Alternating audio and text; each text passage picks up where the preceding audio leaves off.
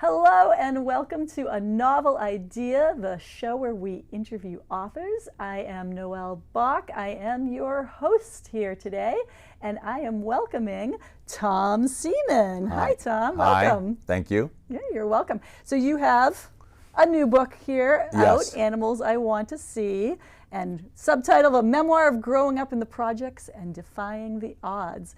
So we're just going to do a little chatting about the book. Very good. So what brought you to deciding to write a memoir in the first place? Yeah, so I had thought a little bit about it over the years, but the main impetus was as I would tell people the story, say, people that I already knew for a while and knew how I was living today, they said, what's your background or something, and they never would have guessed that my background was what it was. And so as I told the story of the background, a giant family of 14 living in the projects in Toledo, Ohio, difficult father, fantastic mother, and then made my way to where I've ended up today, they're quite surprised. And so the idea became, hey, maybe I should write this down, and I would write bits of it down, and it wasn't that good. I realized it wasn't that good. Then I was in an event with, frankly, President Bill Clinton, and he sort of pushed me over the edge. And a lot of people don't realize President Bill Clinton's story isn't totally different from mine. His father died before he was born in a car accident. So he was raised by a mother and a grandmother, once again, good women like my mother, but also by an abusive alcoholic stepfather, similar to my father probably. So when he heard this story, and he was very focused on me as I was telling them this story, he said, you have to write this book. And so that sort of pushed me over the edge to writing it, I would say. Oh, interesting. How long did it take you to write it? To write it was 2.5 years. Mm-hmm. And then to get all the other stuff done like publication and all that, another 1.5 years. So 4 years ago is when I started this project. COVID helped a lot, frankly. Right. Yeah. As we've been interviewing authors, like that's a very common storyline Right. is that COVID gave me time to finally write my book did. that I've always wanted to write. So that's really interesting too. So, or theme, it's a common theme that they apparently are finding. So Right. you start basically when you're moving, the family's moving into this bigger house in the projects of Toledo, Ohio. Yes. And how old were you then? Was you 8? I'm 7. 7.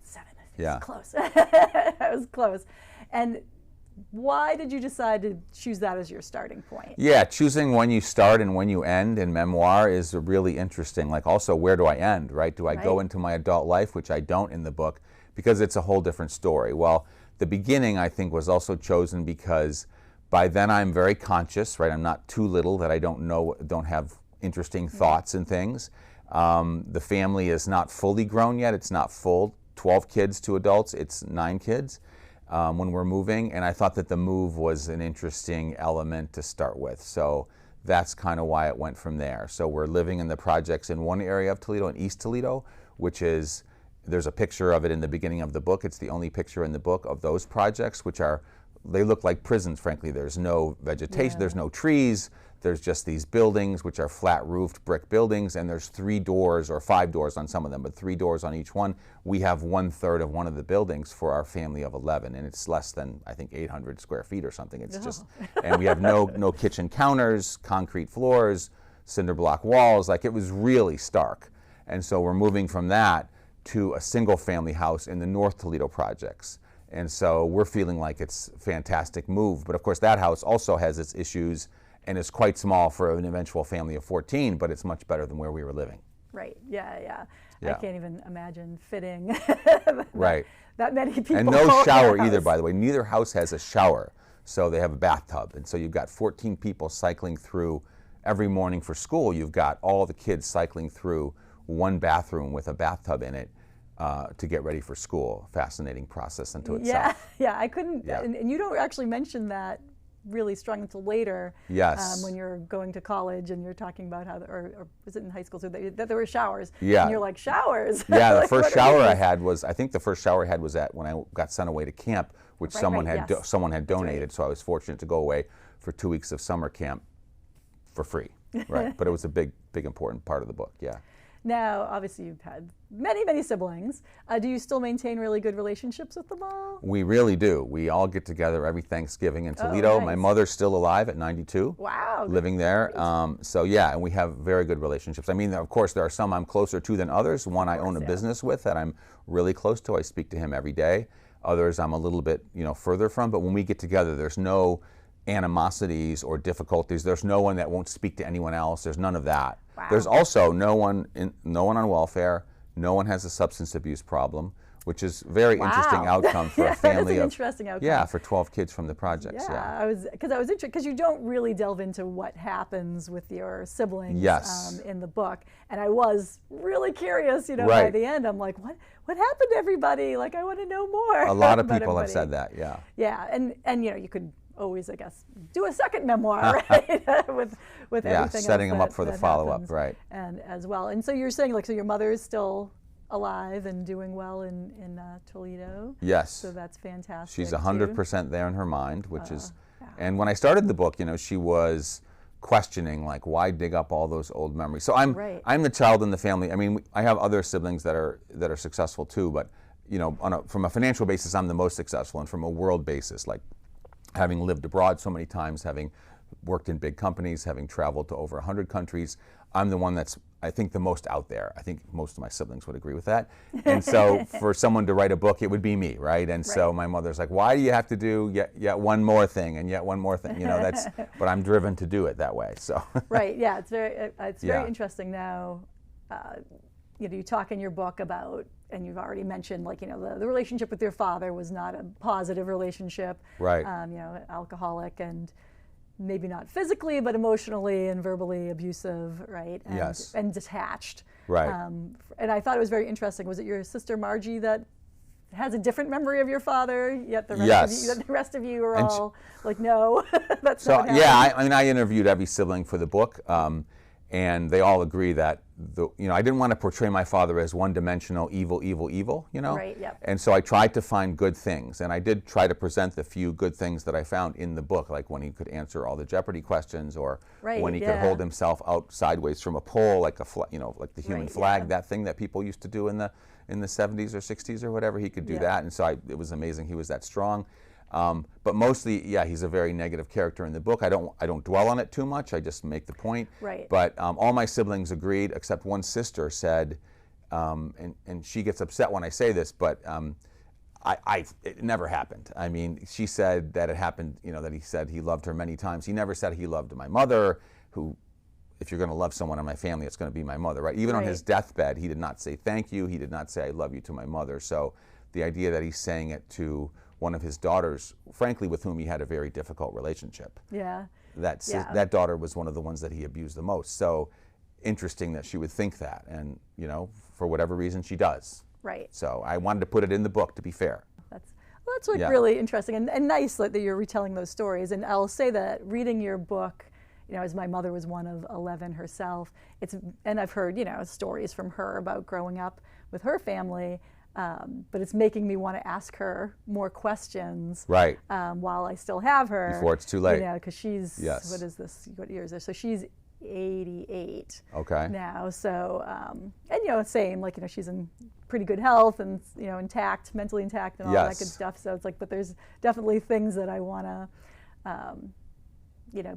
ask about now. And I was like, this is reminding me that there's stuff that I want to know about her life growing up and whether, and so interestingly too, I think you said, like, one of your sisters also said that because of your mother, never knew that we were poor. Right. Kind of thing. And did you, but like throughout the book, you seem to have moments where you're recognizing where you are as far as your social class is concerned. Yeah. And so do you feel like that you had more of an awareness of that than some of your other siblings, or? I think I had more of an awareness of a lot of things, and we can hopefully talk about some of that. I was very driven, so were some of my siblings, but I was the most driven. Mm-hmm.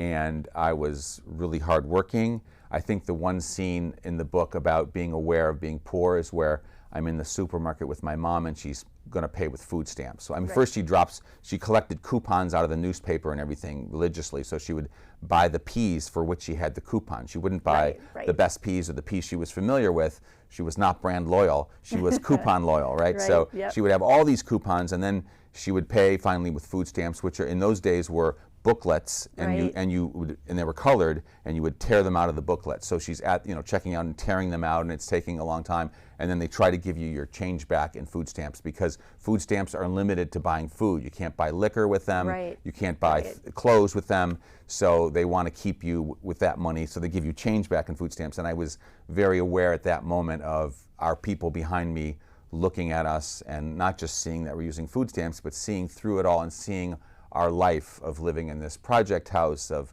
never having enough money, of living in completely hand-me-down, donated clothes from others, where we would get Right. donations of clothes and all the things that come with this poverty. I felt like they were looking through these food stamps and seeing all of that. Right, like in making judgments, Yes. right, upon you Yes. as well. Now, do you feel like you had, and not to spoil the book too much, but like, what would you say are some of the biggest turning points that you had, or awareness points, Sure. For you through your childhood? I mean, one of the really important things is early on, my mother goes to the local Catholic school. All the private schools in Toledo are Catholic. There aren't any of the private schools like we have here in the East Coast. And she goes to the Catholic school in the neighborhood next to ours and asks if we can go there, but she can't afford to pay a dime. And the priest says, we were very good students. He didn't know that yet, but we actually became quite important to the school because we were always the stars of our classes. But and he said, yes, but the kids have to work. And so from a very young age, I was a child janitor, which today you wonder about child labor laws, but back they then never let you do that people now, didn't think about those things. So in third grade, I'm like running a buffing machine in the school. That's one, but the bigger one is when I get to go. So all the siblings before me went to the local public high school, and wasn't that good of a school, frankly. And I always had this idea that I was going to go to a private high school, which was going to launch me into this life that I had, dreams about. I had visions of my life from a very young age being a successful life and getting out of there, and I was driven toward that. And I calculated that with my paper route. I was the first of many things in my family. I was the first to buy a paper route. I was the first to have certain jobs. I was the first to go to a private high school.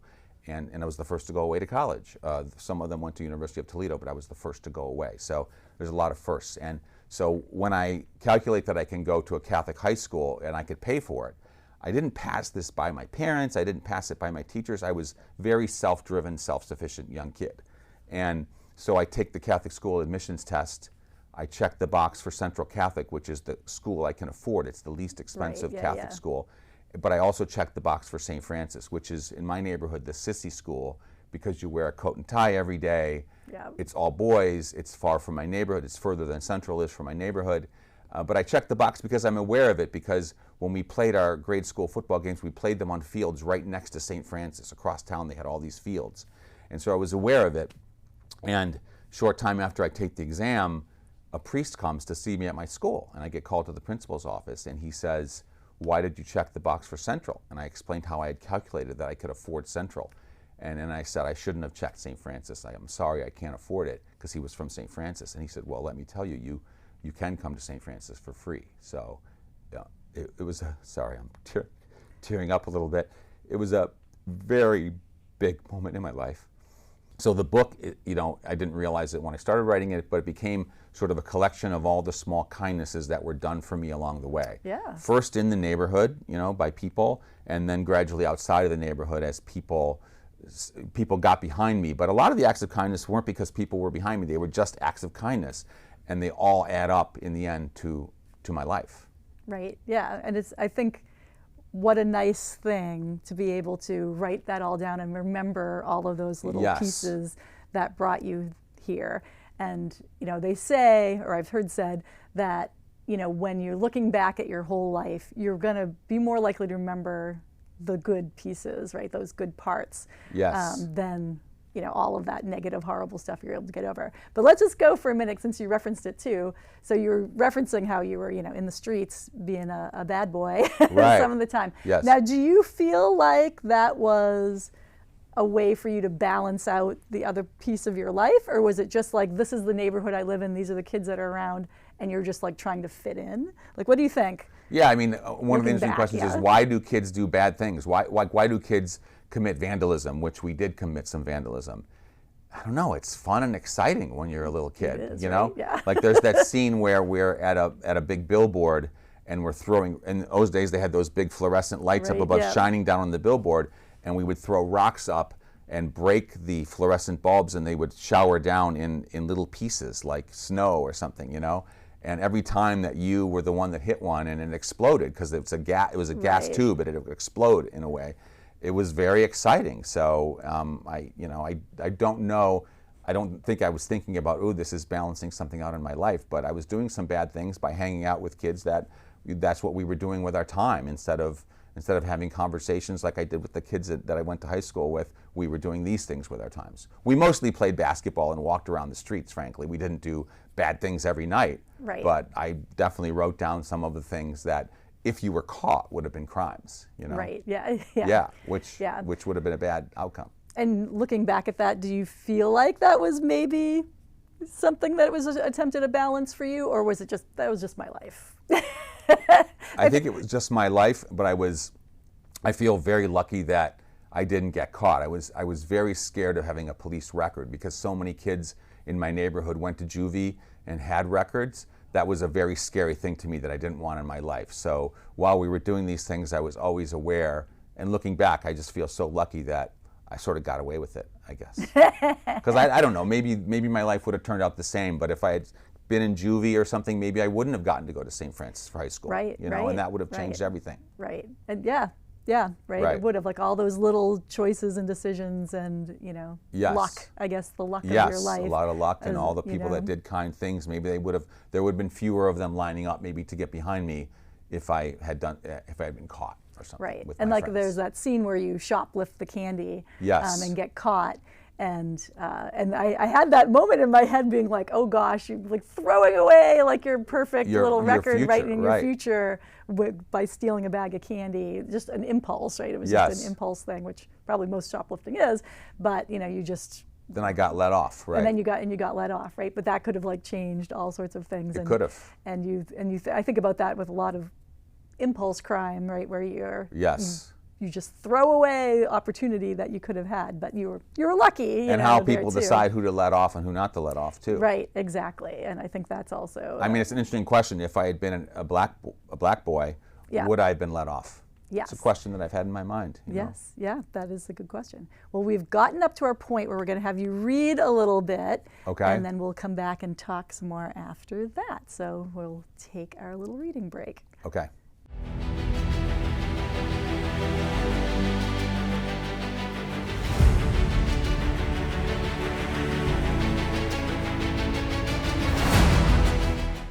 Yeah, so where we are in the book here is my mother has just decided to purchase encyclopedias, which she really can't afford, but the encyclopedia salesman has convinced her that you buy them unit by unit. So you buy volume A, and then if you can't afford B, you don't get B until you can afford B. So she decided to do this, and so here we go. So this is after he's gone. I'm still not sure why Mom even let the encyclopedia salesman in the door that day, let alone why she allowed him to arrange his wares on our floor while sitting in Dad's spot on the sofa. Maybe it was because I, too, had recently become a salesman, selling my Mary statues door to door. Or maybe it was because Mom had finally become exasperated by all the questions I asked, particularly those for which she had no answer, and these magical books would give her a reprieve. Or maybe she didn't need the salesman to tell her about the gift of knowledge. Maybe she already knew something about the freedom knowledge can bring, which was why she'd found a way to get us into a school we couldn't afford. Maybe she remembered her own school days when she painted the 3 pieces of art that hung on our walls, or her job in a photography studio where she colorized giant photographs by hand. In those days, before she met my father, before she gave all of her days to her children, before she stood inside a kitchen, inside a house in the projects of Toledo, Ohio, where each day a tidal wave of other people's needs washed over her, pushing her farther and farther away from the shore of her old life, from a once-dreamed future that would now never be hers. Great, thank you. We'll put the book back up. So Okay. Let's talk about your mom, since we just read Yes. about your mother. So obviously, complete rock star. Yes, an amazing your mother, person. yeah, like an amazing person. I can't even begin, even though my own grandmother, similarly, had to raise 11 children, Right. and probably did a lot of the same things. Like, what would you want to say, really, if you're describing your mother to somebody? Yeah. Like, how you would describe her? Yeah, so she's a little bit unemotional. She's of German heritage. In the book, the one thing I do say is she doesn't express a lot of emotion toward me. She doesn't express a lot of emotion or a lot of loving or support. And so in the one scene I have, my shame angel appears on my shoulder and says, "What? Didn't she do enough?" But you always want to be loved and to be told you're doing great. But she was an incredible hard worker. But on top of that, I think in addition to that, she always went the extra mile. And I think the modeling of her behavior of going the extra mile, you would come home from school and she would have the screens out, and she'd not only be cleaning the screens, she would have a screwdriver wrapped with a rag, and she would clean the rail where the screen goes in the projects, right, where people aren't even, in a lot of cases, doing the basic cleaning, right? Right. Our house was clean. Every time a child ate a piece of toast, they would drop crumbs. Well, imagine 12 children eating toast. And just imagine the stuff, all the washing every day with no dryer, by the way, where she would hang the clothes out in the winter and they would freeze solid, and she would bring them back in and thaw them and then hang them out again to the point where her hands would bleed. So, she just always went the extra mile. And so when I started working or when I went to school, I always went the extra mile, and I didn't know it was coming from her, or maybe it was innate in me somehow, but I would go the extra mile. When I would clean a toilet, I would reach behind the toilet with my bare hand to clean behind the toilet, because I couldn't not do that. It was just natural to do that. And those things eventually get noticed, right? When I'm doing my homework and doing a book report, I would draw a colored pencil cover for the book report and use twist ties from the old bread and make a booklet out of it, punch holes in the pages. Mm-hmm. I would do things like that, which got the notice of teachers, right, and got people behind you without my realizing I was doing that, right? Right. So yeah. I would say about my mother, she kept the family together. She would treat my father's very harsh, he would say, "You effing whore, you always give the best food to the kids." It sounds immature to even say that, but that's the kind of thing he would say. And my mother would say, "Oh, Harry, that's not true. Here's some good food for you," or something. She would treat it as though it was a legitimate statement when she should have said, "What are you, are you crazy?" But in doing that, she kept the family together, which is hard in that kind of most families like ours would have broken up. My father was the kind of person who could have easily ended up in the gutter, ended up homeless or something with his problems. But she kept the family together, and that was one of the things she later told me in life she desperately wanted to do. Yeah, and I know a few times in the book you sort of approach her and ask her, sort of like, why have you not left this person, or why do you? Yes. And and she's always like, it's complicated, and and she does say that statement, like, if she left, your father, Right, the family would have been broken up, right? Social services would have come and right, probably taken everybody away, and that that it's a huge sacrifice, right, that she did for herself to be able to keep the family. Yeah, because if she as had to one. work, if she left my father, which she wouldn't have left him because she was so Catholic, but if she had left him for other reasons, which most people would have left him, she would have had to work, and then we would have been left home alone, and then social services would have cared very much about this, and Yes, she saw they that. would. Yeah. Yeah. I find that, and she gave, her soul was in keeping the family together, right? So Yes. she didn't have the energy for love and affection to shower on all of you, Yes. even though clearly all of you, well, at least you, and from your point of view, like clearly you all wanted Right. that, very Right. much from your mother and your father. Right. And probably one of the reasons that you were driven the way you were driven, right, was to get some approval. Yes, I and agree. Parenting elsewhere, right, like to have people to look up to, and that's what happens. And yet, she just did this superhuman task. So really, like Right.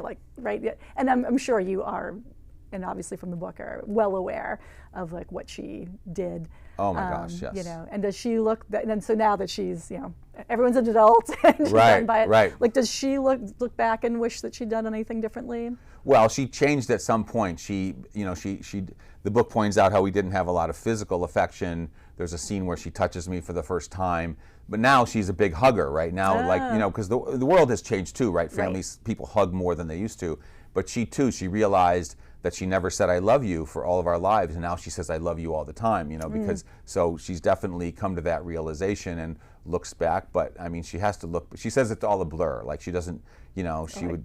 You can imagine it's all a blur to her now. Yeah, she doesn't look back and remember those specifics, but she really appreciates the book. You know, she was nervous at first about it being written, but now, you know, I had a huge event in Toledo where hundreds of people showed up, and she was there and for the book, and you know, I was praising her, and she seemed, to my surprise, very comfortable in that role because she doesn't normally like attention on her, and you know, she wasn't sure about the project to begin with, but now she is really enjoying it, I think. Oh, that's great. Yeah. That's good to hear. You know, and you know, when you do something like this, like, I mean, you did talk to all your siblings first, so you know, they were prepared about what would be in the book, and yes, you know, you were pretty confident you weren't going to have a bunch of acrimonious, yes, you know, siblings coming back at you.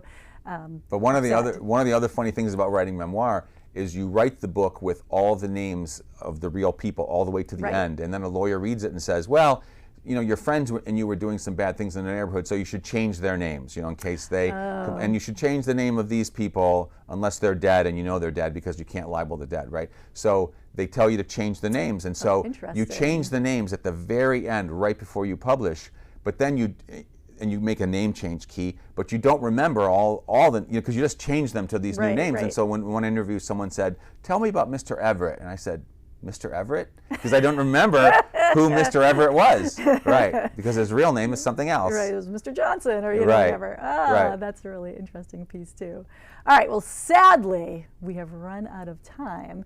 But there's so much more we could talk about. But I'm just going to then encourage people to buy your book, or, you know, come to the local library and check out your book. Right. Because it is. I very much enjoyed the read. As I said to you beforehand, like, I think you have a really wonderful writing style. It's very engaging. Oh, thank you. And it was a really pleasure for me to read the book. And as I also told you, it inspired me to want to dig a little bit more into my own family and their stories that I don't know.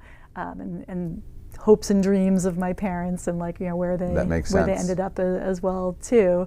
So I hope that people will come and read this book. Now let me ask you one of my most important questions, which is, do you have a library card? Do I have a library card? Yeah. No, but I. Libraries appear. Two libraries appear in the book. They do. I used libraries extensively as a child. But now I just buy books. I just buy. I'm the library director, so that's okay. So I do. I always ask about the library.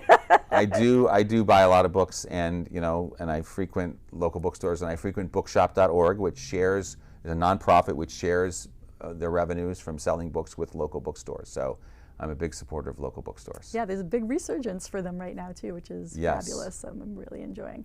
Well, again, thank you so much for coming today. I really appreciate it. It was fantastic meeting you and getting to talk about your book.